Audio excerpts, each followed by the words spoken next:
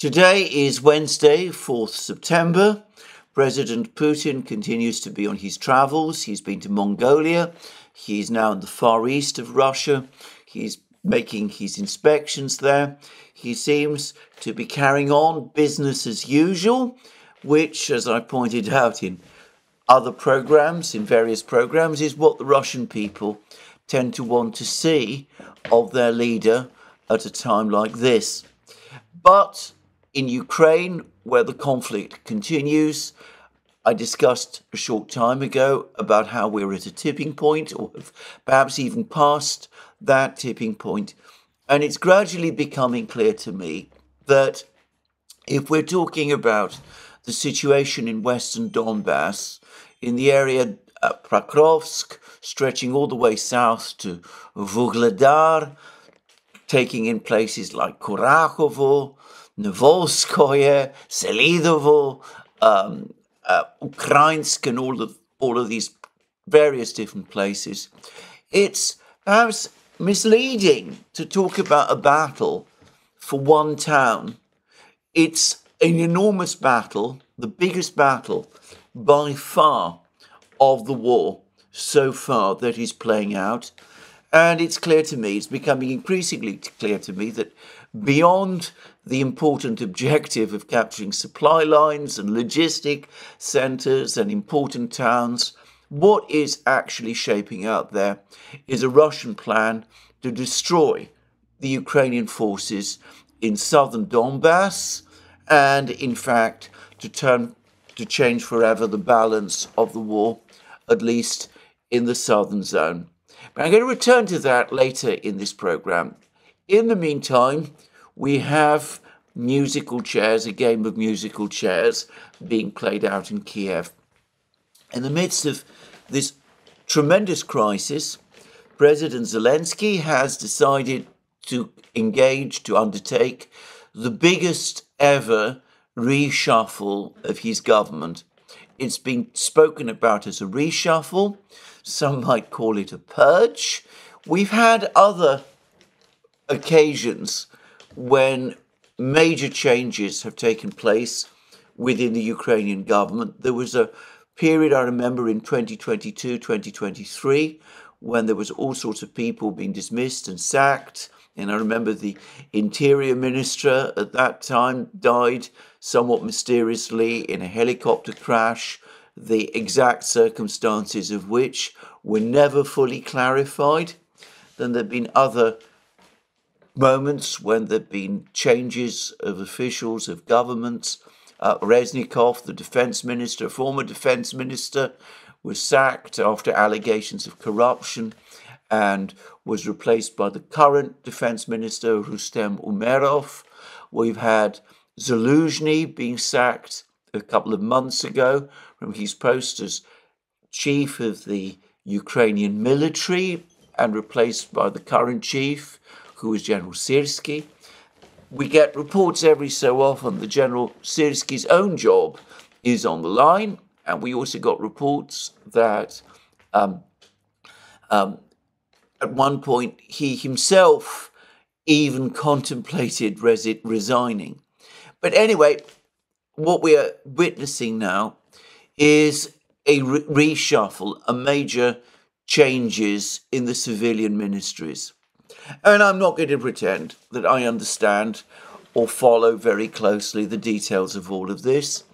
Every so often, governments do conduct major reshuffles. Presidents, prime ministers like to move ministers around. It's a way of demonstrating that they're in control. It's a way also sometimes of clearing the dead wood and things of that sort. So I don't want to engage in it in too much detail, but it does seem a strange and odd thing to be doing at a time of military crisis. And I can't help but wonder if at some level Zelensky isn't doing this less because he has to or needs to, but because at a time when there's so much going wrong in the war, the collapse in southern Donbass, the crisis in the energy system, the crisis in the economy with the recent default on Ukraine's loan, the fears about political changes in the United States, whether perhaps shuffling around ministers is Zelensky's way of showing to himself that he still has agency, that he still has power, that he can still do things, even if it does seem a little bit like rearranging the deck chairs on the Titanic after the iceberg has struck. Now, most of the officials, most of the ministers who are being sacked are people who I'm going to be straightforward and say I've never heard of. Most of them, as I said, occupy civilian positions. As far as I can see, none of the top people have been sacked, bar one. And this might be consequential. This is Dmytro Kuleba, Ukraine's profoundly incompetent and arrogant and frankly often rude and unpleasant foreign minister. He's been Zelensky's foreign minister since before the war began. He is presumably the person who was tasked by Zelensky with shaping Ukraine's diplomatic strategy. If so, then he has failed abysmally. I can't myself see that Kuleba has any sort of diplomatic strategy. If he was the architect, for example, of the Swiss peace conference of a few weeks ago, well, we saw how badly that ended with key states staying away.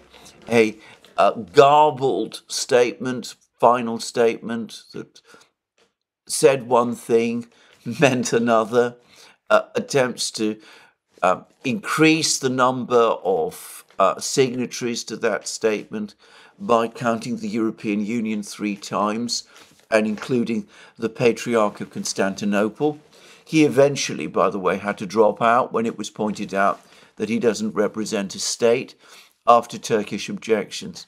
So Kuleba has not been a success. He recently did significant damage to Ukraine's reputation when he visited China, had a meeting there with the Chinese Foreign Minister Wang Yi, one of the titans of international diplomacy at the present time. He seemed to talk about Ukraine being prepared to seek peace. He was apparently very, very vague about the details. The Chinese, nonetheless, came away thinking that perhaps there was going to be movement by Ukraine, that the Ukrainians finally had understood that sticking by the Zelensky formula was a path to nowhere. And then, of course, the Kursk operation happened and the Ukrainians made clear that they were sticking by the Zelensky formula. And it's clear that the Chinese authorities felt that Kuleba had just come to China and had been stringing them along. And understandably, perhaps, they've taken up, apparently, some of their anger with him. But I gather that Kuleba isn't particularly popular, even with Western governments. He's often outspoken beyond the point of rudeness. I'm being polite. I've been polite about him. I've heard other much stronger things being said. There's also reports which, of course, I cannot confirm, but which some of his appearances might suggest are true, that he has a liking for the bottle, and that sometimes he comes to meetings, important meetings, and even attends press conferences, shall we say, fairly liquid.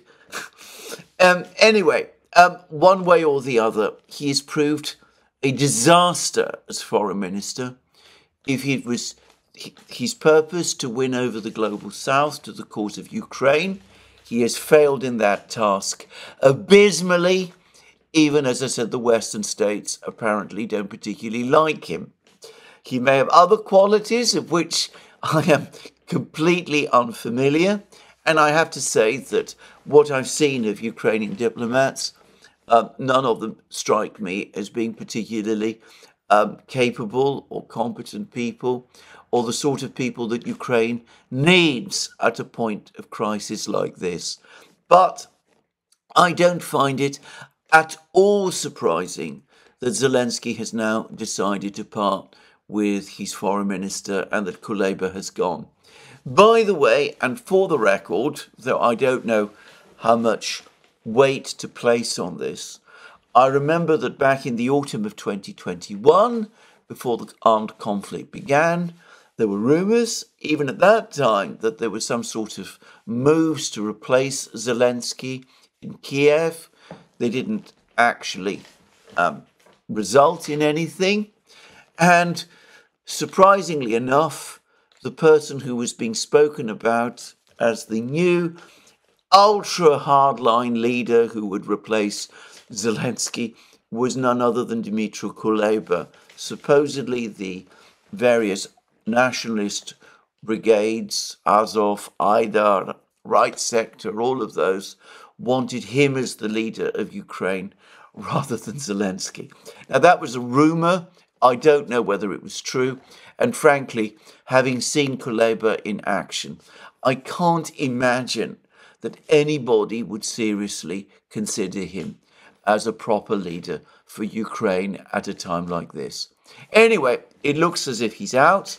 Maybe the entire reshuffle has happened to try to draw attention away from the fact that Ukraine's foreign minister is being sacked. It wouldn't surprise me, by the way. Simply sacking Kuleba might open up all kinds of questions. So it would not be completely surprising that Zelensky, not wanting people to asking why he has stuck by this incompetent, blundering figure which Kuleba is for so long, might want to camouflage Kuleba's dismissal by dressing it up as part of a bigger reshuffle. But whatever the reasons, the fact is Kuleba is going. We'll see the quality of the man who replaces him, though he could hardly be worse, in my opinion. And as for the other ministers, as I said, it does look to me like a case of rearranging the deck chairs on the Titanic after the iceberg has struck. Well, I'm not going to waste more time on this reshuffle. The people who have been sacked, none of them seem to me to be big players in Ukrainian politics. If there is a plan to oust Zelensky by the Americans, by the militias, by those sort of people, I don't think this particular reshuffle will have any effect on that one way or the other. I'm starting to doubt myself that there is such a plan, by the way. Anyway, there we are. That's all I'm going to say about this reshuffle. In the meantime, the conflict goes on.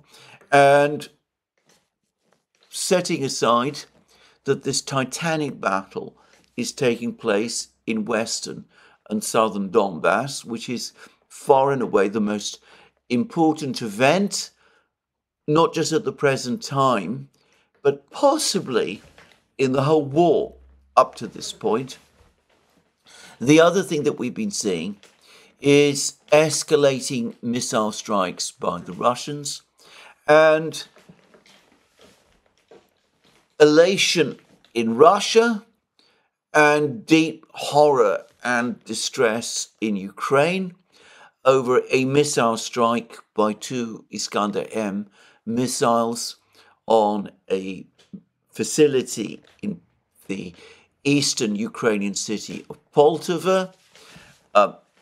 There's universal acknowledgement that this building was some kind of a military facility. It was supposed to be all about communications and training and that sort of thing. The official death toll that Ukraine is publishing so far is around 51 people killed as of the time of making this program, but hundreds of people injured.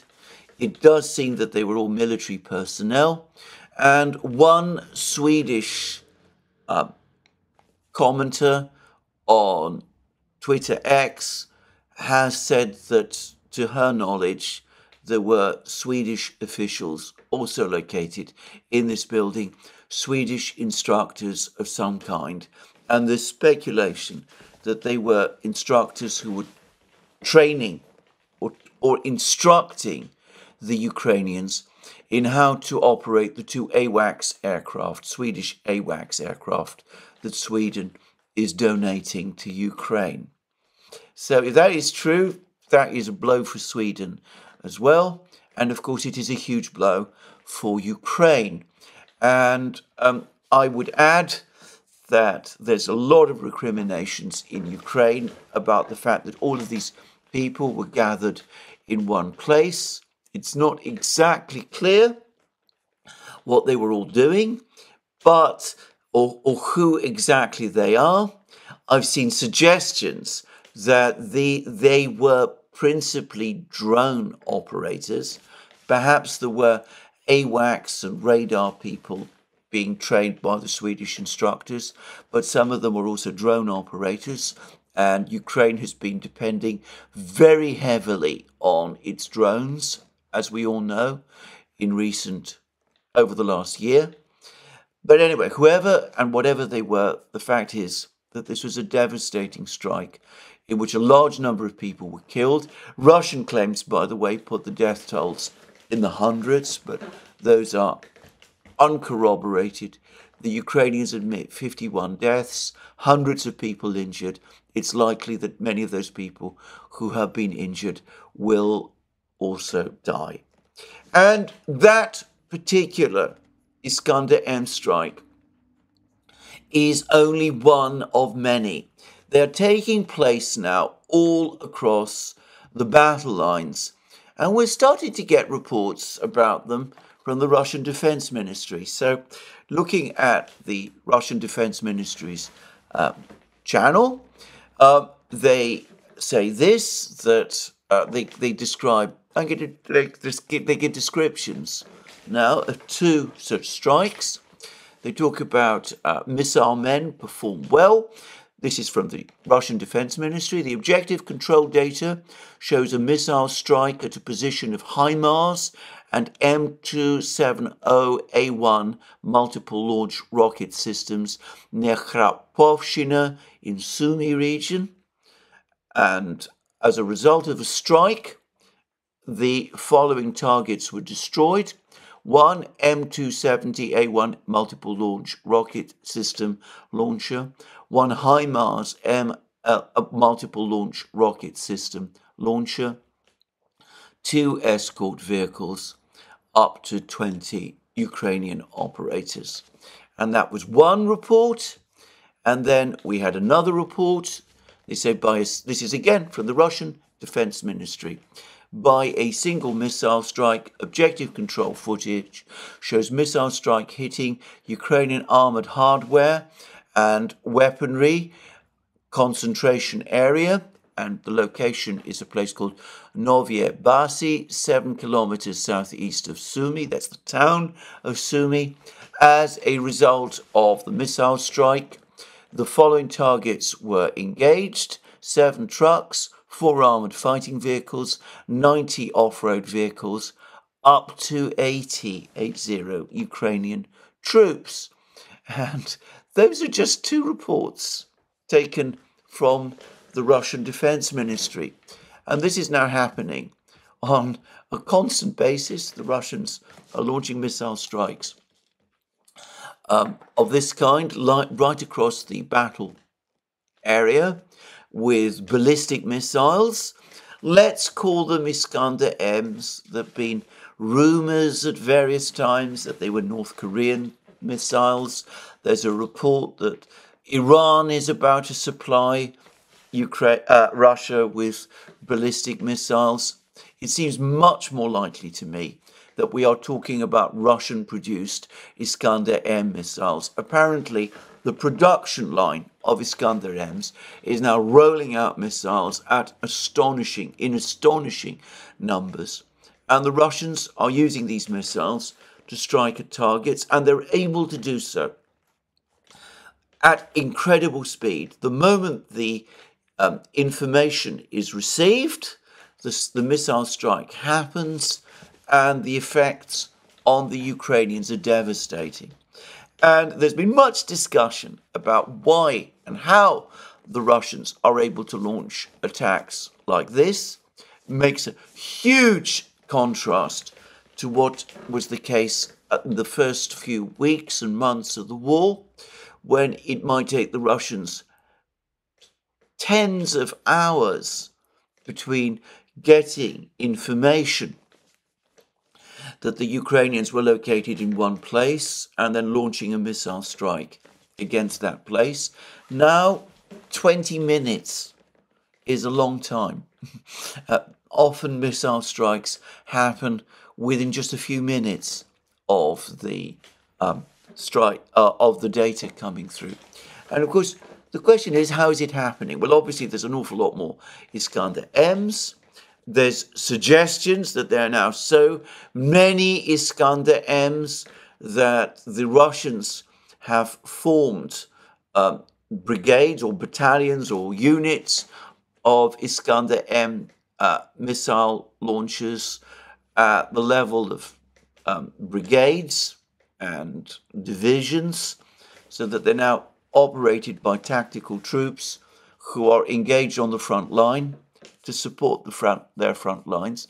That, by the way, re-establishes Soviet doctrine. If you look at Soviet orders of battle of the 1960s and 1970s, you will find that Soviet divisions had their own missile troops, using first the unguided missiles called frogs, free rocket over ground by the Americans. And then when they started to appear, the Tochka missiles that Ukraine still operates. Well, it looks like the Russians are now producing Iskander-Ms in enough quantity that they've now restored that capability to their large tactical formations, so that brigades and divisions on the battlefronts have their own integral missile forces, which of course enables them to operate, to use these missiles in the kind of way that we're seeing. But there are other factors at play also, which should not be overlooked or underestimated. Firstly, the Russians now have far better surveillance over the battlefields than they did early in the first few weeks and months of the war. We've seen this massive increase in drone surveillance, in drones operating in the skies over Ukraine. Andrei Belousov, the Russian defense minister, now says that Russia is producing around 4,000 drones a day. So that gives one some idea of the number of drones that Russia is producing. And a lot of these will be surveillance drones, and the surveillance drones are becoming far more sophisticated. We see the quality of the pictures that they are providing, which is remarkable in many cases. The level of definition of the film is orders of magnitude better than it was, as I remember from seeing drone footage early in the war. And there are many, many more of them, and they're stealthy. They're much more stealthy and quiet. And the drone operators, are far more skilled in operating them. So the Russians are able to observe the battlefield much more closely than they were able to previously. And then, of course, they have all the processing facilities. Those who are interested in these things are probably able to discuss it better than I can. But it seems that right across the Russian military system, computer and other analytical devices have now spread. Communications have been strengthened, and the result is that the information comes from the drones. It's processed and passed to the missile troops very fast, and they're able to launch the strikes in the way that we've just seen happen in Poltava and elsewhere along the battle lines. So there it is. It's a situation against which Ukraine has no real, to which Ukraine has no real counter. Ukraine does not have the forces, the air defense forces, to anything like the level that would be needed to counter missile strikes in that sort of way. And the Russians, therefore, are able to conduct missile strikes across the Ukrainian battlefields and do so with devastating effect. Now, these are tactical missile strikes. They are done in support of military operations on the front lines. I think the strike on the facility in Poltava is an example of this.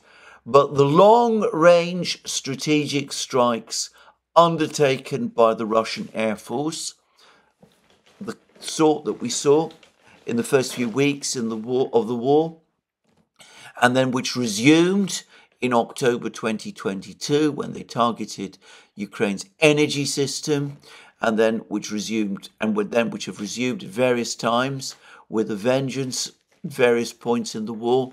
The long-range missile strikes carried out with cruise missiles, subsonic and hypersonic, they also continue.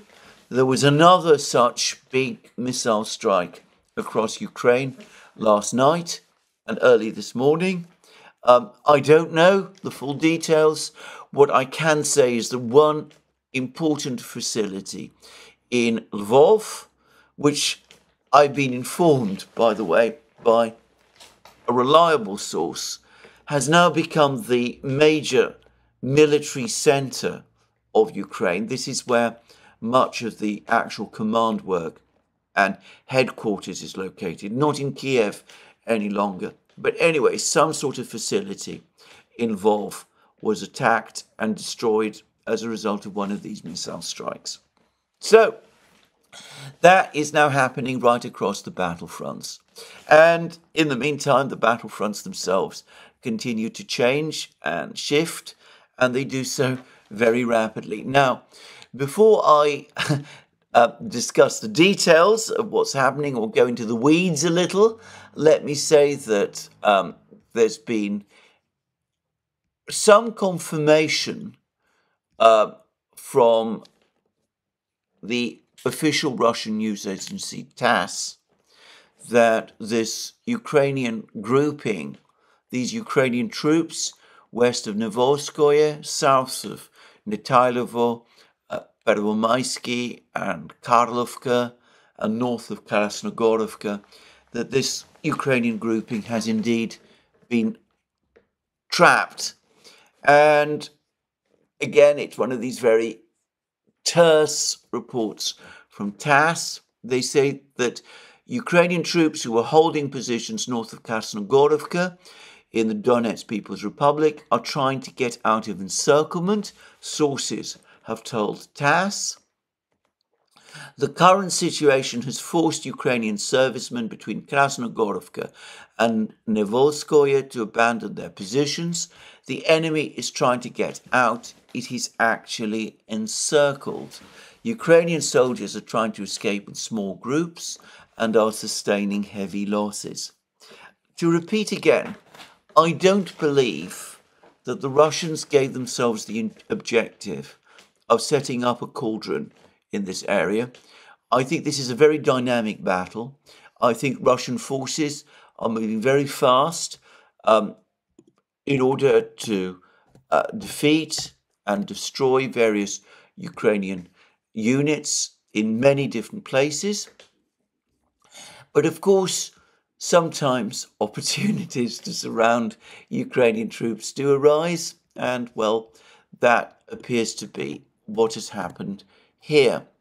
But anyway, let me first of all, before I discuss that particular battle in too much detail, let me begin first of all by discussing what's happening in Vuhledar, because it's clear that the battle for Vuhledar is now probably reaching its end point.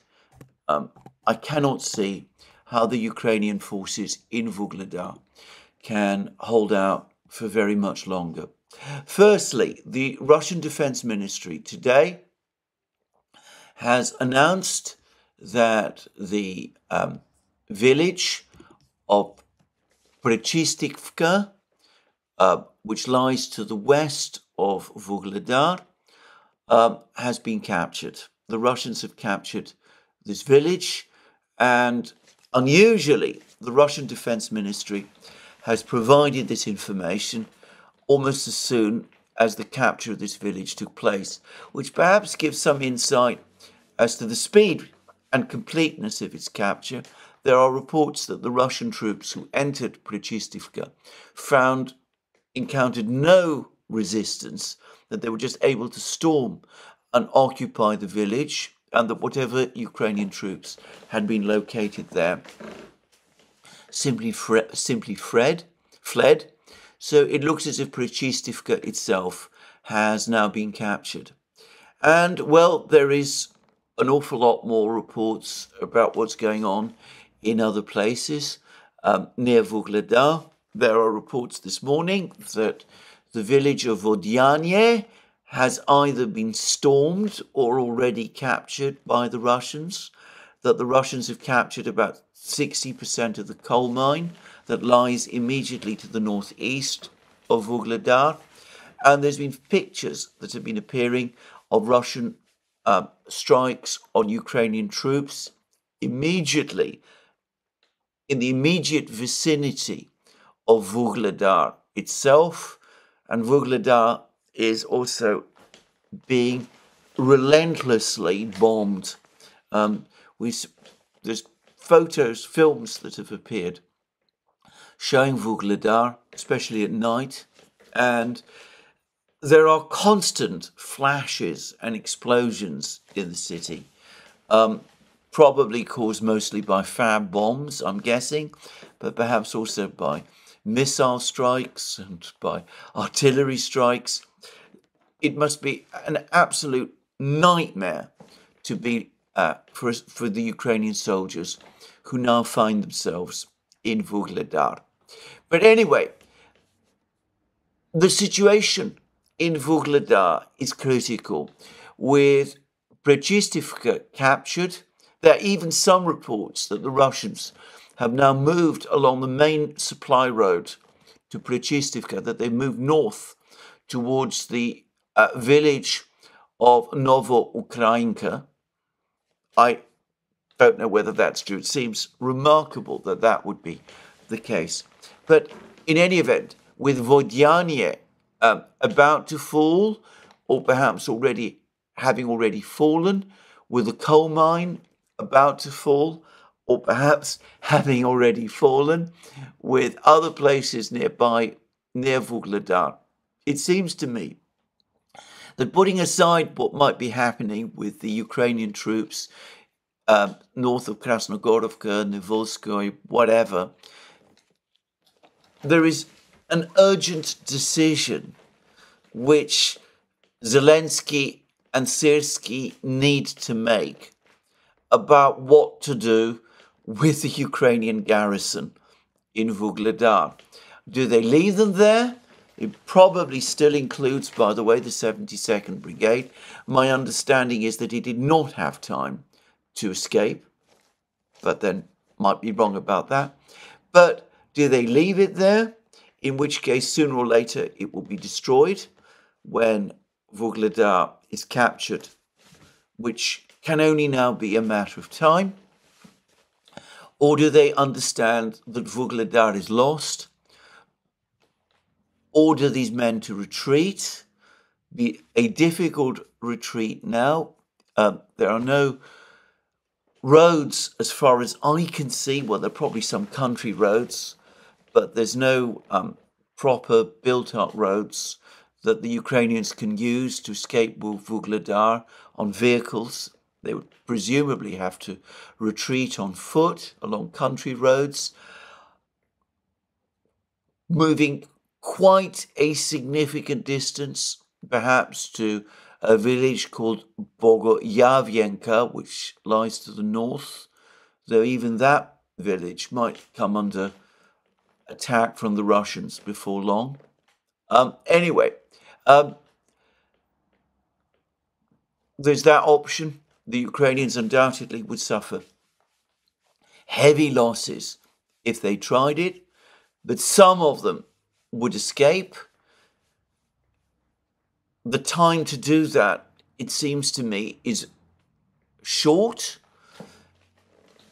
It might be that within the next 48 or 72 hours, the possibility of a retreat from Vuhledar has been lost, and that this town, which had previously been a major fortress that had guarded Ukraine's southern positions in Donbass, will have become a trap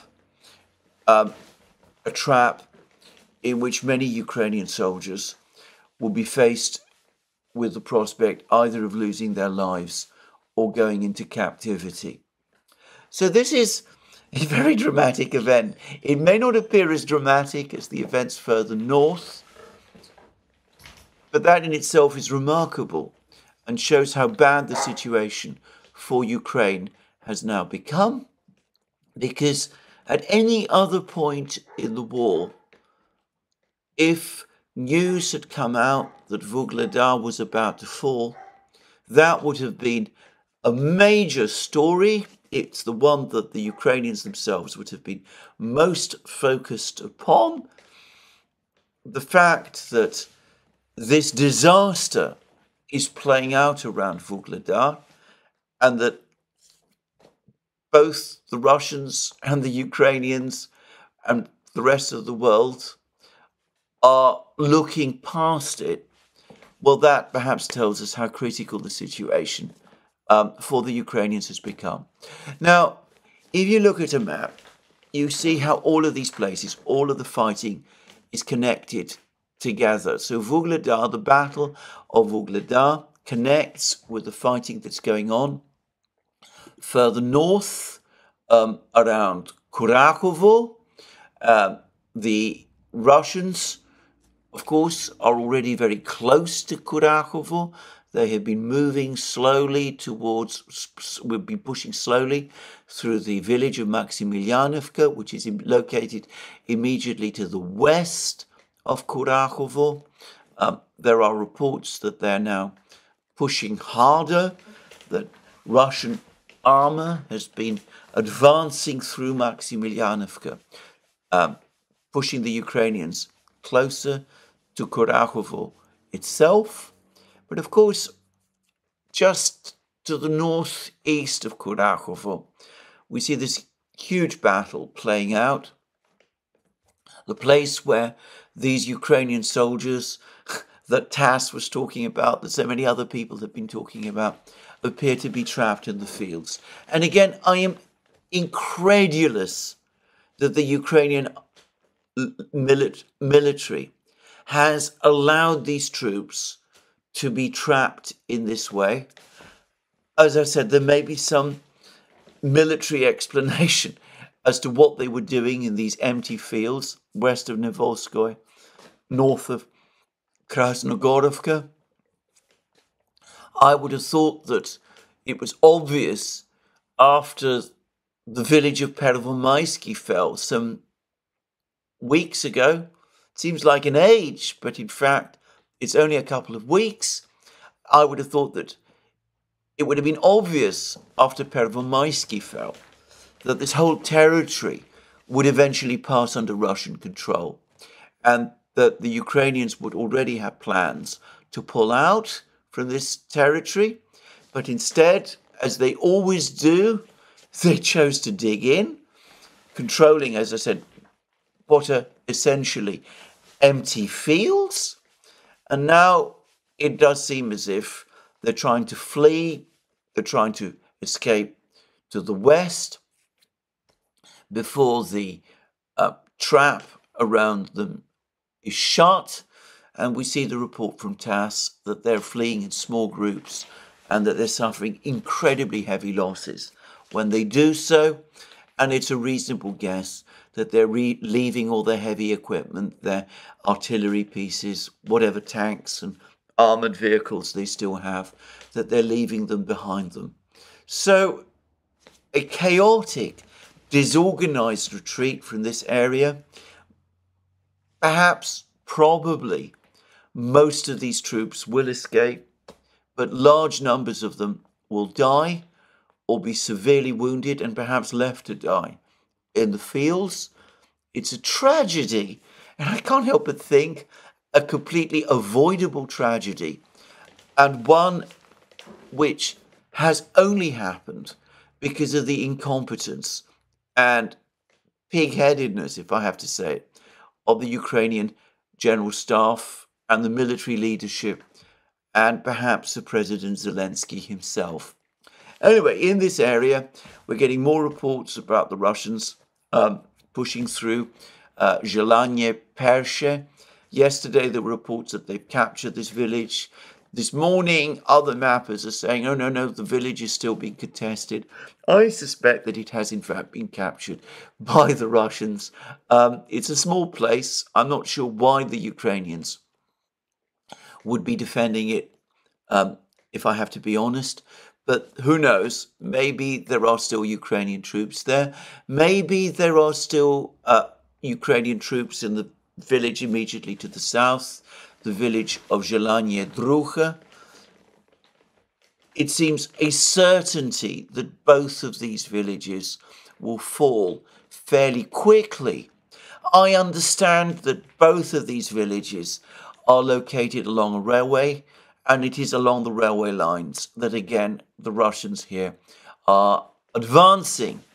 And a little to the west, there is, of course, the town of Ukrainsk. There's been a lot of discussion and speculation about what exactly is happening in Ukrainsk, whether the Russians have indeed captured the entire village of Lysivka, which lies immediately to the east of Ukrainsk, or whether the Russians control only part of Lysivka. I'm going to go along with what Redovka says about the Battle of Ukrainsk. They have reporters in the area, so they got people on the spot, and they appeared to confirm that Lysivka is indeed under Russian control, and that the Russians are now pushing into Ukrainsk from various directions, and that Ukrainsk will indeed fall within the next couple of hours or days at most. That certainly seems to be the view that Redovka says. And Redovka takes the view that even more important than Ukrainsk is another village that lies a little to the west of Ukrainsk called Tsukurinye. If Tsukurinye is captured by the Russians, and that is perhaps for the Russians the most important objective, then the Russians have a route north to Selidovo, where the Russians, according to Redovka, control the eastern area, and they've now captured the hospital in the south, so they've captured the southern territory of Selidovo, but that there are still Ukrainian troops in the central part of Selidovo and in the western part of Selidovo. But if Tsukurinye is also captured by the Russians, then it will take just a few days before the Ukrainians decide that they have no option but to withdraw from Selidovo as well, at which point that town of around 24,000 people before the war will pass completely under Russian control after what, according to Redovka, has been minimal effort by the Russians. It's a misconception that there is a major battle apparently being fought out in Selidovo. There was a big battle for the village of Mikhailovka, immediately to the east of Selidovo. The moment Mikhailovka and its slag heap passed under Russian control, the Russians had no difficulty occupying eastern Selidovo right up until the central areas. The Ukrainians made an attempt to counterattack and push them out, but that failed. And for the moment, the Russian troops in Selidovo are holding their positions, having now captured the hospital in the south, and they're waiting for the Battle of Ukrainsk to resolve itself, and then for the capture of Tsukurinye, which will be, according to Redovka, the end of the battle for Selidovo. If Ukrainsk, Selidovo, all of these places fall, then, as I've said already, the way is open, the road is open for the Russians to start supplying their troops further north in the immediate area of Pokrovsk. The key thing to say is that there are thousands of Ukrainian troops located throughout this territory, in Kurachovo, in Vuhledar, in Selidovo, trying to defend in Ukrainsk, in that area of the fields north of Krasnogorovka. By the way, the Russians are also pushing westwards from Krasnogorovka itself along railway lines towards a village called Gostre, which apparently lies or is connected to the Battle of Kurachovo. And of course, further north, there's Pokrovsk itself. All of this fighting interconnects. It is connected together because the Ukrainians are scattered all over this territory. Their forces have become fragmented.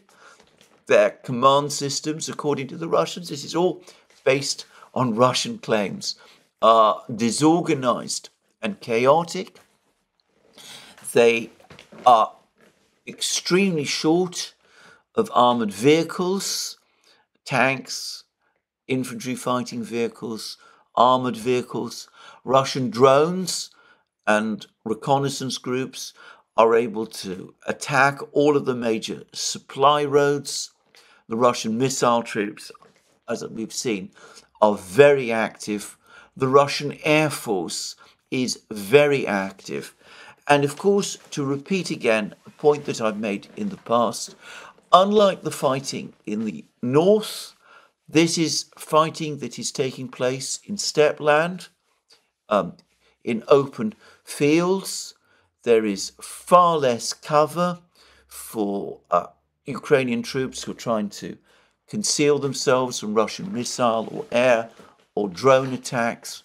In effect, the Russians are hunting them across the whole of this territory, which must in total, and I'm not a good map reader, cover several hundred kilometers. So this is a huge, very fluid, very complicated battle. As it plays out, when it eventually plays out, we will then see the big Russian assault on Pokrovsk, maybe in late September.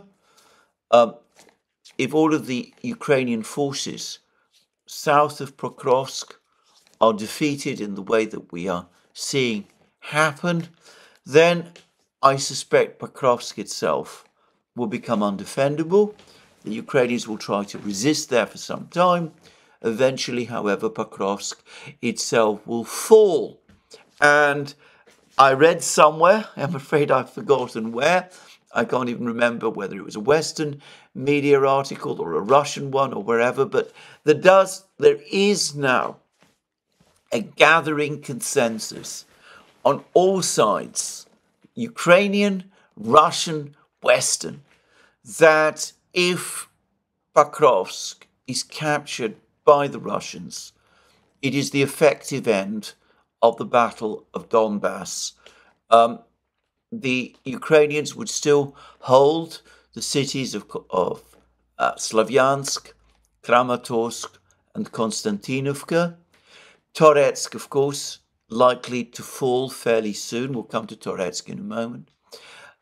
But without Pokrovsk, with the Russians most probably able to advance westwards to the Dnieper itself, and there's some reports that the Russians are now thinking of advancing northward from Zaporozhye region and from the Vremivka salient as well. These places, Slavyansk, Kramatorsk, Konstantinovka, will rapidly become isolated. The Ukrainians will lack secure supply lines or strategic depth. And it will be impossible to maintain a prolonged defense of these cities. Now, before I turn to what's actually happening further east in Toretsk and Chasiv Yar and all of those places, it might be worth saying something about what's going on further south. The largest group of forces that the Russians have deployed in the conflict zone is actually located in the south. It's 130,000, in numbers 130,000 men, according to the Ukrainians. By comparison, Group of Forces Center, which is the force commanded by General Mordvichev, which has been pushing westwards from Avdiivka and Ocheretino all the way to Pokrovsk, and whose advance has created this huge operational crisis for the Ukrainians around Pokrovsk, Selidovo, Korakhovo, Ukrainsk, and all of that. Anyway, General Mordvichev's Group of Forces Center numbers 90,000 men, whereas General Teplinsky's Dnieper Group of Forces Dnieper, numbers around 130,000 men, and there's also another 50,000 who are apparently located based around the Vremivka salient area. So a very considerable force, 180,000 men in total, and well, they've been refitting and training, and they've been engaging the Ukrainians in some fighting from time to time, but they haven't been very active until recently. Now, there was reports this morning that the Russians around the Rabotino, remember Rabotino, have now recaptured all the remaining strip of territory in what used to be called Bradley Square, that the Ukrainians once controlled between Rabotino and Verbovoye. The Russians, in other words, have now reached their June 2023 front lines in the Zaporozhye area, the area where the Ukrainians conducted their disastrous summer 2023 offensive. And of course, in the Vremivka salient area, they're pushing north gradually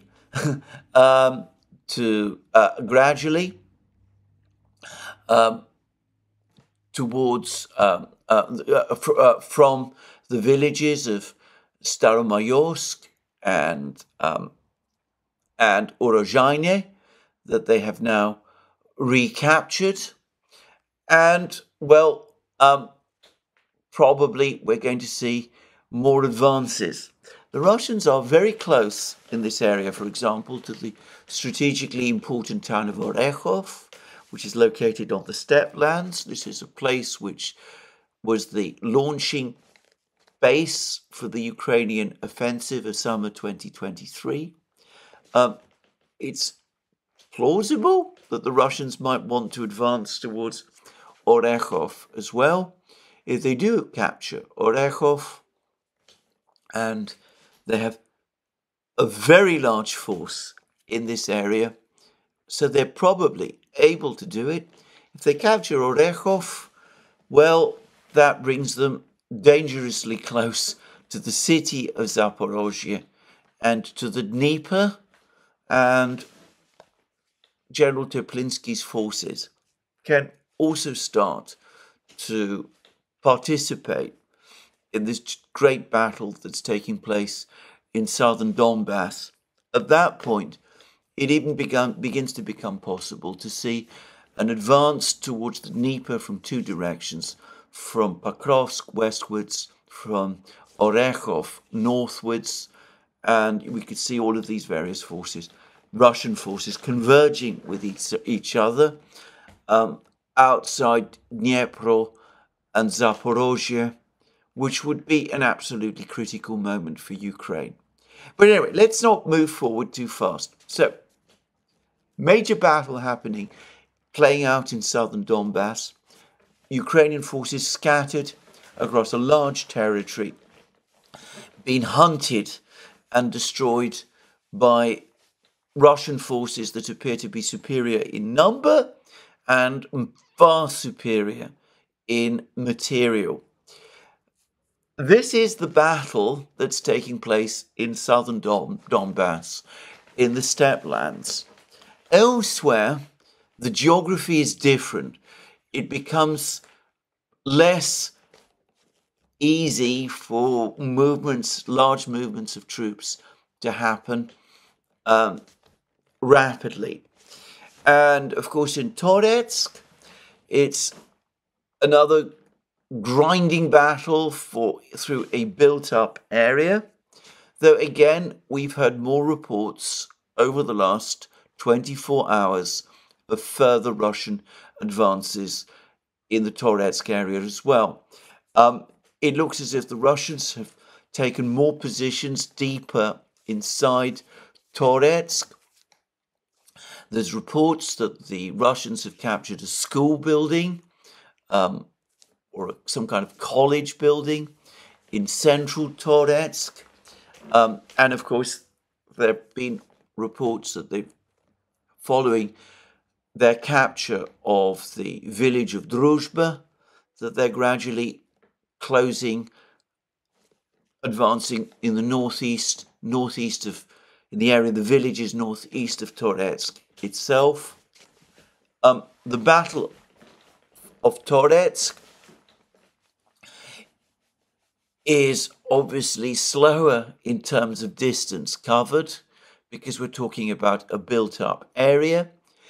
But relative to what we have seen in other battles for urban areas, it has played out extremely fast. And the same is turning out to be true in Chasiv Yar. Now, yesterday we got more reports showing further positions of the Russian forces in central Chasiv Yar. There's been a claim that's been repeated for several weeks that the Russians redeployed large numbers of troops from Chasiv Yar to the Kursk area. I've seen no evidence of this, that the Russians that the Russian advance in Chasiv Yar had been paused. I've never actually believed this. I said that we would probably learn that the Russians were far more advanced in Chasiv Yar than had been earlier reported. And I think the reports that we're starting to see are true. Now, all of this information that we've been getting about the situation in Chasiv Yar, positioning the Russians in central Chasiv Yar, is coming from the Ukrainians. And the Ukrainians are hardly likely to want to show Russian advances. It's likely, I'm going to suspect, that some of this information is historic, that it was made several days ago. Some of these pictures that we're now seeing showing the Russian troops may have been made a couple of days ago, or perhaps even a week ago. I suspect that the Russians are now very close, probably all but there, in terms of the capture of central Chasiv Yar. Beyond this area, which is residential, there is a large industrial district, and it is likely that the Ukrainians have fortified it. Industrial buildings in this war have been shown to be natural fortresses. However, if you look at the map of Chasiv Yar, you can see that this industrial area is surrounded by large open spaces. And whilst that at some level probably means that it makes it more difficult for the Russians to advance towards it, because they will have to advance across open country, it also means that the Russian artillery and the Russian forces can more effectively block supplies to this industrial district, because the supplies would have to cross what looks to me open ground. So it may be that this battle for the industrial district will not take quite as long as some think, and once it falls, the battle for Chasiv Yar will have all but ended. And then it's likely that by then Toretsk also will have fallen, and the Ukrainians, as I said, will be faced with that situation where Pokrovsk, Chasiv Yar, Toretsk have all fallen. Their forces in the southern Donbass have been destroyed or defeated, and the situation in Donbass, the Battle of Donbass, will be drawing to an end. Now, to say this clearly, the battle for Donbass is the most important battle of the Ukrainian war. No other part of Ukraine reproduces the geography of Donbass. Nowhere else do you have this situation where you have small industrial towns with lots of factory buildings, making a fairly dense network of built-up communities. Nowhere else do you have scattered coal mines and slag heaps. Nowhere else do you have railway lines, which can sometimes serve as barriers, and lots of streams and little rivers and soft ground and wooded areas. It's very difficult to advance through this territory. The Russians have had to grind through it. They've also had to break through the heavy fortifications that the Ukrainians constructed in this area after the 2014 fighting. But once they've done it, once they've broken through Donbass, they will have, in the largest possible sense, operational space.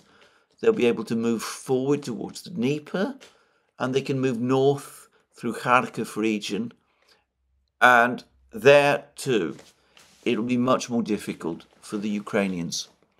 Now, further north in Kharkiv region, we have bitter battles still going on in Volchansk and in Kursk, and the Russians are saying that the battle for Kursk has also gone past its tipping point. They say that they are advancing. Group of Forces North says that they are advancing successfully through the in the Korenevo area, that they're holding the Ukrainians successfully back in the Malaya Lochnia, Ruskaya, Porochenie, Porochnoye, and Cherkasskoye Porechnoye at Nechayev area as well, that in effect the Kursk salient is contracting, that the Ukrainians have lost most of their armor in this area, that their total losses in manpower in the Kursk offensive, which, bear in mind, has only been underway for just under a month, their total losses come to 9,000 killed and wounded, which is extraordinary and is not that far off the sort of losses that Ukraine was experiencing in the fighting in southern Ukraine, in Zaporozhye, in the summer of 2023. And, well, one way or the other,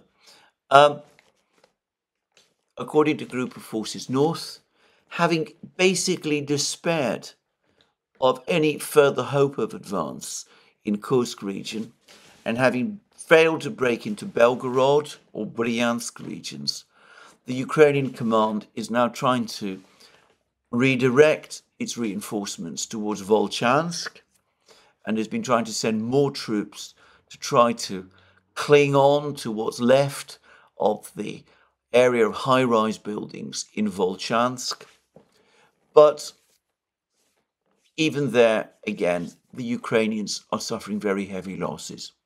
Now, if you follow Russian claims, and again, I accept this is controversial, Ukrainian losses in the Kursk, Kharkiv region are now ballooning. The Ukrainian losses, partly because they've lost so many armoured vehicles, partly because the Russians are so dominant in the skies with their drones and their surveillance and their Sukhoi 34 fighter bombers. Partly for all of these reasons, we're starting to see Ukrainian losses surge. So, it seems to me that in northern Ukraine, in Kharkiv and Sumy region, and of course in Kursk region as well, the initiative is once again passing back to the Russians. Group of Forces North, and this needs to be said, have fought a successful defense in this area. Again, there's not huge numbers of Russian troops there. Group of Forces North, according to the Ukrainians' numbers, around 70,000 men. Ukrainian troops in this area probably outnumber them, but they've been unable to achieve any big breakthroughs. And again, this is partly because of the geography, as well as the Russian advantages in equipment and air power and drones and all of that. The landscape is not conducive to offensive operations. It's hills and forests and small rivers, and for that reason, the Ukrainians would have needed far more resources and far more men to achieve the kind of breakthrough in Kursk region that perhaps in conventional terms they might have needed. Now, I say all of that, it remains my clear view that the objective of the Kursk operation was originally to capture the nuclear power plant. The moment that failed to happen, the proper and right thing to do was for Ukraine to withdraw from Kursk region. They didn't do that for prestige reasons.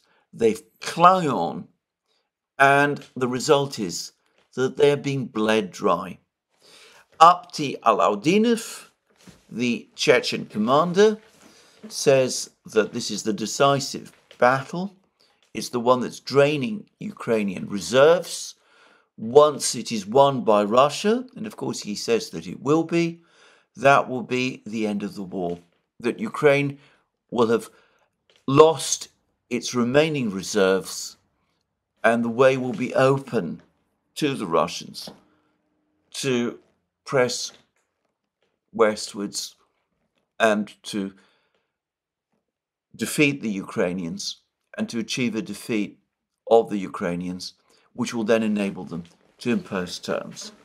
Now, again, I've gone into the weeds. It's important, as I said, to understand what is going on in southern Donbass. As I said, a major battle, unprecedented in this war, is playing out there. It's probably got several weeks to run. At the end of it, perhaps by year's end, I'm not able to say, we will see Pokrovsk under Russian control. Maybe it'll be much sooner than that. In which case, as I said, the Battle of Donbass will have ended and a large part of the Ukrainian army will have been destroyed along the way. And according to Alaudinov, a different sort of battle is playing out in Kharkiv, Sumy, and Kursk regions, and it could be an equally decisive battle, though it takes the form of attrition there, still more than the battle of maneuver, which we are seeing in the Donbass, in the southern Donbass. There, it's more maneuver. In the north, it's still very much attrition. Now, that brings me to the next question, because as I said previously, the Russians have, for the moment at least, ruled out negotiations. Putin said that once the Ukrainians are driven out of Kursk, they will probably come up again with some kind of negotiating ploy. Perhaps the dismissal of Kuleba is intended to put the Ukrainians in a better position to come up with a negotiating ploy, because Kuleba is now such damaged goods that no one takes him seriously, but maybe a new foreign minister might be able to persuade more people. Perhaps that's what Zelensky and his Western backers are hoping. But Putin's demands, as I said in my program yesterday, remain such that I cannot imagine any Ukrainian government, for the moment at least, accepting them. It would require a political revolution in Kiev, and I don't see that political revolution taking place. So, that brings us to what happens next. Now, I've discussed in several programs, taking my cue from Eve Smith, that the Russians do need to start thinking about the end game. Maybe they can avoid doing so for a few more months until the battle in southern Donbass plays out, until they reach the Dnieper, until Slavyansk and Kramatorsk and all of these places are under their control. Maybe they've got until perhaps the end of the year to do that. But at some point, fairly soon, they're going to have to start to think about what the end game is going to be if, as is all but certain, the Ukrainians continue to refuse to negotiate. But then the question also is, what is the West going to do? Now, there's been, I think, continuing denial in the West about the reality of the crisis that is playing out in Ukraine at the moment. There's been a long article, which again, I am grateful to Jeff Roberts, the historian, for sending to me, by Peter Schroeder, whom I don't pretend I know, but there's been a long article by him in Foreign Affairs discussing the conflict in Ukraine. He was He's obviously a very well-connected person. He's an adjunct senior fellow at the Center for a New American Security. He was an analyst and member of the Senior Analytics Service at the Central Intelligence Agency. He previously served as Principal Deputy National Intelligence Officer for Russia and Eurasia at the National Intelligence Council. He's obviously one of the US intelligence community's top analysts, or at least he was until very recently. Anyway, he's now written a long article in Foreign Affairs, and it makes, for me, deeply frustrating reading. It says, its title is, Putin will never give up in Ukraine. The West can't change his calculus. It can only wait him out. Now, Peter Schroeder basically accepts, he doesn't quite say, but he basically accepts that the kind of military victory that the West at one time thought it would achieve over Russia in Ukraine is now beyond reach. The Russian army is not going to be defeated in Ukraine. He also accepts, somewhat grudgingly, that there isn't going to be a regime change in Moscow, that Putin himself is firmly in control and will remain so. He also, as the title of the article shows, accepts that Putin himself is not going to change his approach to the conflict in Ukraine. He believes, Peter Schroeder believes that he's completely wrong to believe, but he accepts that that is what Putin does believe. He believes that Ukraine in NATO would have been existential danger to Russia, that the situation for Russia, the position of Russia would have been under great security threat if Ukraine had joined NATO or allied itself with the West. That for Putin, therefore, the war in Ukraine is ultimately mostly about preserving Russia's security. Peter Schroeder thinks that Putin was completely wrong about this, that he's misjudged completely Western intentions, which presumably were much more benign, that Ukraine wasn't really any kind of threat to Russia, as Putin thinks. He continues to see the war as a war of choice by Putin, in which Putin made the wrong choice. But he does accept, at least, that Putin genuinely is serious about what he says, and presumably generally believes what he says.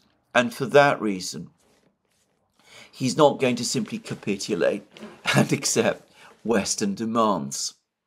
So, he accepts that Putin's going to stay. He accepts that the Russian army isn't going to be defeated.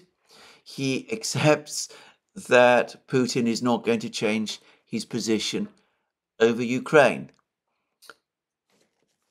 But he's not prepared to engage Putin and the Russians in any serious negotiation about Ukraine, or so it seems to me.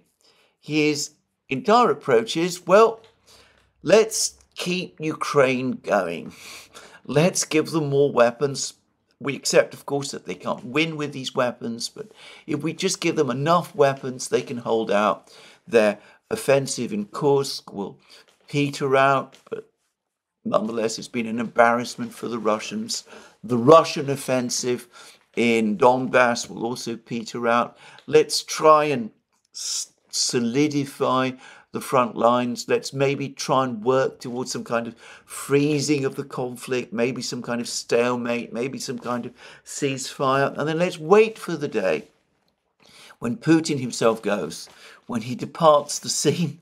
And then then we can engage the Russians and we can negotiate with them, though we must accept, and it's interesting that he accepts this, we must accept that in order to secure peace, real peace in Ukraine, we will have to revisit the security system in Europe in some way, which is what the Russians have always been worried about. And maybe we'll have to make some substantial concessions, but realistically, that can only happen when Putin is gone. Now, I have to say, this seems to me a strange mixture of the realistic and the completely utopian. Firstly, what Peter Schroeder is suggesting is something that could have been done before the war began. The Russians put forward various proposals in December 2021, seeking a renegotiation of the security architecture in Europe. In fact, they'd been proposing something like that ever since President Medvedev made his proposals all the way back in 2008. That's not so different from what Schroeder is suggesting that the West do once Putin is gone. So already we could see that he's admitting, or rather, he's not actually openly admitting, but he is conceding something which the West could have safely conceded before and which would have avoided the war. He doesn't want to acknowledge, he will never acknowledge, that had that been done before the war, there wouldn't have been a war. He won't accept that the failure to do that which he now says should be done after Putin is gone was a disastrous mistake by the West and one which led to the war that is now playing out in Ukraine. But anyway, he accepts finally that there should be some kind of negotiation to discuss Russian security concerns. Only he wants it to happen only once Putin is gone. He is completely vague about what he means about this. I was reading through the article to see whether at any point or place he would accept or acknowledge that Ukraine cannot join NATO and must become neutral. But if it's there, I admit, I read through the article, I couldn't find it. He appears to think that the West, therefore, can somehow make some kind of concessions to the Russians on security arrangements, but maybe they won't have to make or concede anything very fundamental. They can sweet talk Putin's successors long after, at some point when Putin himself is gone. Now, the problems with this, I would have thought were obvious. Firstly, Putin has just been re-elected president of Russia. He is, by all accounts, in good health. I say all accounts. Of course, there are lots of accounts that claim that he's suffering from Parkinson's or dementia or heart conditions or cancer. These stories regularly appear in the media, but all of the film and pictures of him that we see show a vigorous and energetic and healthy man. Anyway, he could be there for 6 years. He has the right to stand for president again at the end of those 6 years, so he could be there for 12 years. Waiting for him to go might mean waiting for a very long time indeed. In 6 years or 12 years, the world could be a completely different place from the place it is now.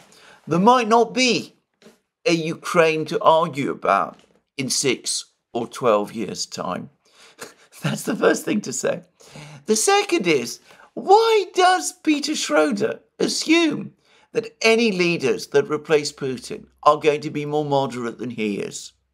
If you listen to the language and rhetoric that's coming out of Moscow, if you listen to people like Dmitry Medvedev, except, he's perhaps a particularly hardline official, he appears to want not a settlement, but unconditional victory over Ukraine and perhaps the reabsorption of Ukraine into Russia.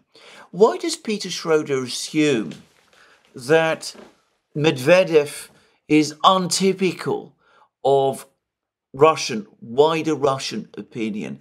Why does he think that it is Putin who is the hardliner, when by comparison with people like Medvedev, and not just Medvedev, but lots of others, Putin actually comes across as, if anything, the moderate? After all, it's Putin who just said, while he was in Tuva, that, of course, the Russians have never rejected the idea of negotiations. It's Putin who still brings up his proposal, the one that he made in June, to the Foreign Ministry Board. You don't hear that from Medvedev. You don't hear that from others in Russia either. The Russian Foreign Ministry spokesman this morning has been talking about putting Ukrainian leaders on trial, wanting war crimes trials of Ukrainian leaders. Akhti Alaudinov, the Chechen commander whom I mentioned earlier, he is talking about having Zelensky hanged. He says he would be disappointed, personally disappointed, if there were any other outcome. All of those soldiers, all of those officers, the military who have fought in Ukraine, almost certainly by now, after having fought so hard and so long, they become hardened, and probably, if it was left up to them and their families and their friends, there would be no negotiation at all.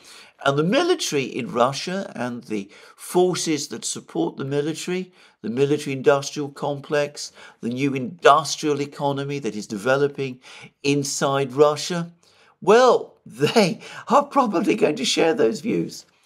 On the contrary, it seems to me that waiting for negotiations is likely to mean negotiating with a more hardline leadership in Moscow than the one that exists now, because Russia is changing.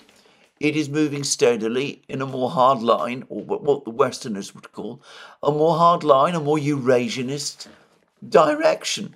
There was a bizarre article in the Daily Telegraph which spoke about China attacking Russia, taking advantage of the fact that the Russian forces are now mostly deployed in fighting Ukraine. It's a completely ludicrous article, but it did touch on the fact that increasing members of the Russian elite are learning Chinese, or their members of their family are learning Chinese, that Putin has sort of hinted that perhaps some of his grandchildren might be thinking of doing that also.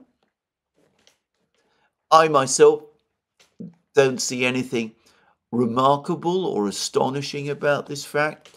I notice that the Russian central bank now uses increasingly the Chinese currency, the RMB, as its standard to assess the strength or weakness of the ruble. They've stopped talking about a dollar-ruble exchange rate. They're now talking about a ruble RMB exchange rate instead.